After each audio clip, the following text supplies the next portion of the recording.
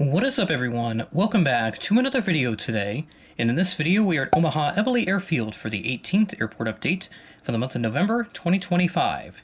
We've got a lot of new routes to talk about in this update, one that has just started, and then there's a couple more that have been announced as well by Allegiant Air. So we've got quite a bit to go over in this update along with the temporary setup, so I apologize if things look a little shoddy here compared to the standard setup that we have over on the fold-up table, which is currently being used for the moment for the festive season. Starting off at Gate Alpha 1, we have this Frontier A321neo coming in from Denver as Flight 1874 at 7:11 p.m., 16 minutes early. We've got quite a bit of Delta here. We've got a couple of mainline services and then some regionals. We'll start off with the 717 on the ATL turn a little later in the evening. This arrived in as Flight 2707 at 8:24 p.m., 22 minutes early. And then this A319 in on the slightly earlier turn there, not too much zoom. This arrived in as Flight 2364 at 5:37 p.m., which is delayed by 42 minutes. Actually, quite a few delays in this update, so that won't be the last one. I was putting together all the graphics and everything to notice just how many delays there are. We have the Delta Connection Embraer 170 next to that on the Washington Reagan turn, one of the E170 SEs that are in Delta Connection's fleet. This arrived in as Flight 5608, operated by Republic Airways from Washington Reagan at 9:53 a.m., a good 16 minutes early. And then the last Delta aircraft, we have the CRJ 900 on the Minneapolis turn. This arrived in as Flight 3507, SkyWest operated, at 10:25 p.m., which is 27 minutes early. Not very often I feature the SkyWest 900s. Those are typically like Endeavor Airs, at least in most of the Omaha updates that I do anyway.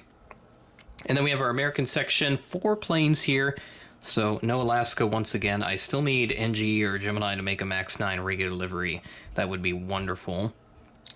We have the 737-800 to kick off the American section. This is on the Charlotte turn, arriving in as Flight 3153 at 12:33 p.m., 40 minutes early. Nice head start. And then the MAX 8 right next to that on the DFW turn, just like last month. Just a different flight number here, now 2188. This arrived in at 3:29 p.m., delayed by 45 minutes. And then our 2 regionals are up over here on this side at A9 and A10. Typically A10 would be like Alaska's gate, and then A9 used to be Frontier's gate, but now they've taken A1, which used to be Allegiant, now they're at the B gates. We have this Embraer 175 for American Eagle at A9. This arrived in as Flight 3743 from Miami, so we have the Miami service this month. Envoy operated, which arrived in at 11:28 p.m., 28 minutes early. Hopefully my math was correct there.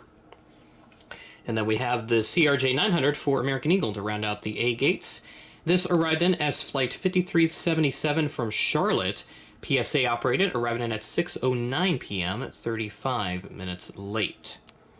So those are all the A gates, and you'll note, again, that the setup being a little different, my aligning of the terminals isn't exactly the greatest. But I'll do just a quick terminal update to show you the progress that they've made on it. They pretty much have the main structure all connected now for the new terminal. So now the next phase of the project, that I would assume anyway, would be they will begin to demolish the existing concourses and start moving operations to the new terminal once they have that all furnished and everything and all that good stuff.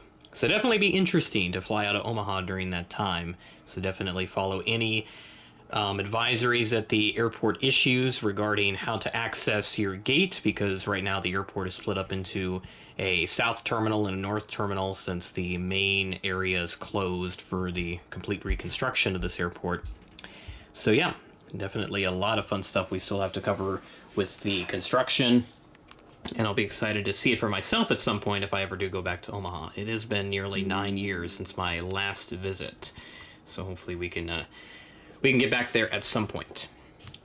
All right, so now time to talk about some new services courtesy of Allegiant Air, who within the last week announced a plethora of new routes once again, and they've announced this right after I did the Des Moines update when I talked about Fort Myers and that service launching. This A320 is on the Phoenix turn, arriving in as flight 733 at 6:27 p.m., 24 minutes early.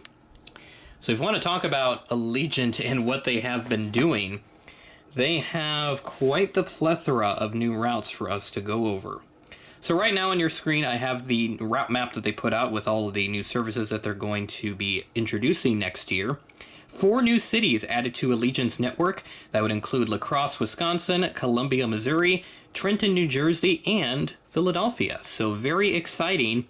And as for Omaha, you'll note they've got a new service down to Gulf Shores. So they will join Des Moines within my series of airports that I do on the channel to have that service. And for Gulf Shores, that service begins on May 21st of next year. It will be twice weekly, operating on Sundays and Thursdays. Very exciting for Gulf Shores, as that airport has been rapidly growing. They got their first set of new services about a year or two ago now, and they've just been adding some new ones ever since. So very exciting times. And you also note with Des Moines as well that they have a couple new services to Philadelphia and also Burbank, and I will talk about that in the December update. So Allegiant, once again, doing incredible work with their efficiency and operations. Definitely a fascinating airline in terms of all the new routes that they'll announce all in one go. And hopefully Sioux Falls gets back onto that. But obviously we are out of gate space, so we aren't really qualified to get any new routes at this time. But once the new terminal opens there, we should certainly have some developments with that.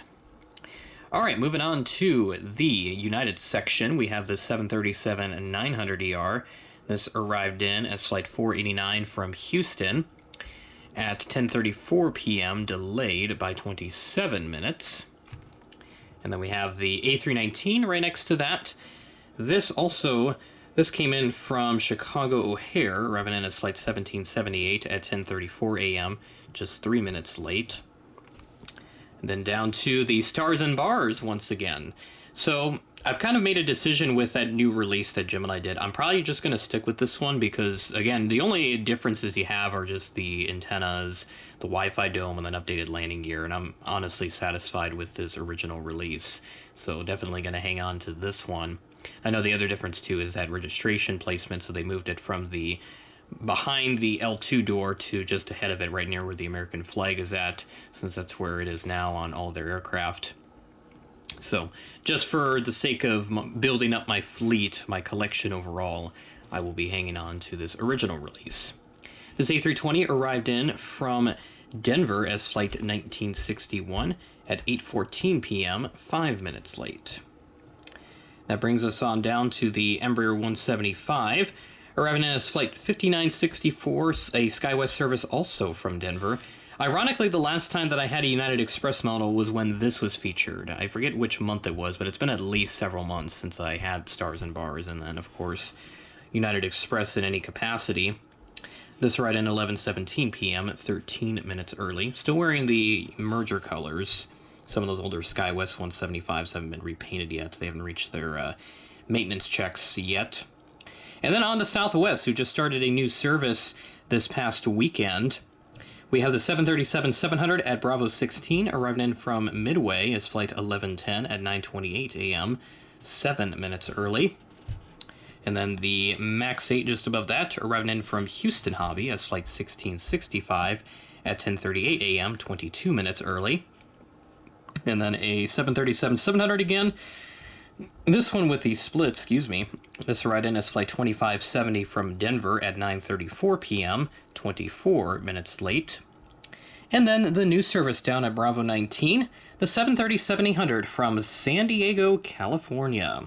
I talked about this way back at the beginning of the year, that they were going to add a service to San Diego, and that has finally started. And this San Diego service, this will operate on a handful of frequencies throughout the holiday season. If I can get these pop-ups out of the way, that would be wonderful. I don't need them in my face. So to start off with, this Southwest service will operate about 4 frequencies around the Thanksgiving holiday. They'll go a little dormant after that, and then on December 19th, they'll get that service going again and operate a good handful of frequencies around the Christmas and New Year's holiday. and that will end in January, so they're just operating it during the holiday seasons, if you will, Thanksgiving, Christmas, and New Year's, all in that time span. So there we go. That is Omaha Eppley Airfield, and unfortunately I am out of time. I can't do a route roundup, but I've covered pretty much all the major stuff regarding Allegiant with their 30-plus new routes, and then Southwest adding San Diego as well. That's definitely a lot of route coverage for today. And then also United Stars and Bars making another appearance. Always love using that. And then United Express back once again after quite the hiatus, even though they have been here regularly. I just never had space to put them in the updates. So that'll do it for this quick Omaha Eppley Airfield update. Next month we'll be back on the normal setup once again. Just have to set this up temporarily because that current setup is being used for other purposes for the holidays. With that being said, thanks for watching, and I will catch you in the next video.